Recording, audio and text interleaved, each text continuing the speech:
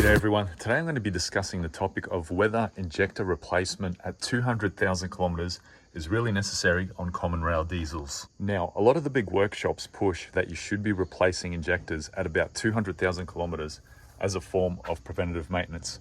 And even if you look at some of my previous videos, you would see that I even discussed this topic as well, simply because it was told to me by professionals that that is something that you should be doing. To replace injectors in these cars, you would be looking at somewhere about $2.5 grand just for the injectors themselves, and probably about another $1,000 for labor to fit them. So is it possible to safely get 3, 4, even 500,000 kilometers off these factory injectors with just some basic maintenance? This first Ranger in front of me is a PX3, January 2019 build. It has got 219,000 kilometers and it is still running the factory injectors. And how do I know that? Simply by looking at that code there. And if you can have a look at those first 4 digits at the top of the injector, that represents the build code. So these particular injectors say RL18. Now, if you look at the production chart on the screen right now, and we have a look at the R column, that symbolizes 2018. And if we have a look at the L, that symbolizes December. So these injectors have a production date of December 2018.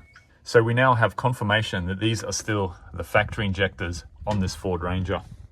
With Ford Ranger number 2, this is a 2012 build with 419,000 kilometers on it.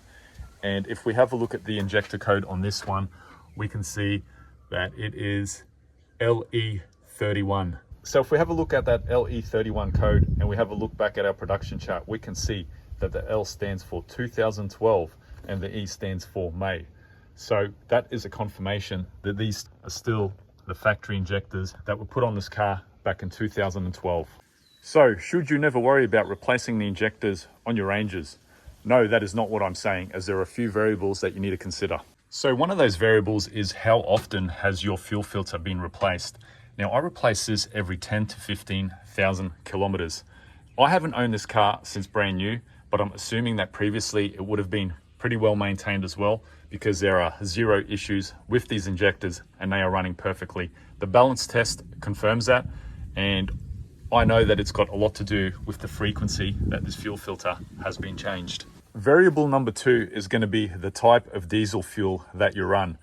Now, this comes down to the quality as well as the type. So if you've always run a premium diesel through your vehicle, well then that's going to be a lot better for your injectors as compared to running just like a truck grade diesel. Also, fuel contamination plays a big role in the life of your injectors. So where you're filling up and how thorough they are in the cleaning process of the diesel also contributes to the life of your injectors. Another variable that a lot of people probably don't think about is how much fuel you have in your tank when you're driving around. Now, the minimum that you should be running is probably about a quarter of a tank, and I'll tell you why. Simply because once you start running your car till empty, what happens is that diesel that's going through the system keeps getting hotter and hotter and hotter because it doesn't get a chance to cool down. And once that diesel gets hot, what starts to happen is the diesel starts to degrade and it stops providing adequate lubrication for the injectors and the injector pump, which causes premature wear on all those components and wears out your injectors and your injector pump prematurely. Now, obviously, age also comes into play, as for example, the 2019 with 200,000. When I do the balance test, this one comes up a lot better than the 2012 with 400,000 kilometers on it. I still reckon that this could easily do 500,000 kilometers with the injectors that are still in it. So do I plan to change the injectors on any of these 2 Rangers? Well, the answer is no. In Australia, we have interest rates going up. We have the second highest inflation rate in the whole world due to a government who has absolutely no idea what they're doing. So I'm going to save money wherever I can. I'm going to keep the standard injectors in both these Rangers. Whether I keep this one for 3, 4, 500,000 kilometers, I'm going to leave them in there and I'm going to document it and let you guys know how I go with that.